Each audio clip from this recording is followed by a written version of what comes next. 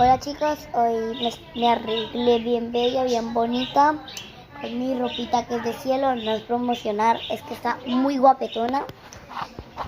Mírenme tan guapa que estoy.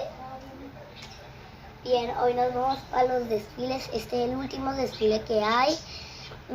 Es 29 de junio y ya este es el último desfile que hay acá en Neiva para los pitas, para los ingleses, comemos lechona y todo.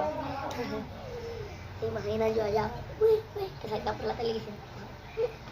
Bueno chicos, no les estuve grabando videos porque pues se me había perdido el celular, entonces no les he podido grabar los videos.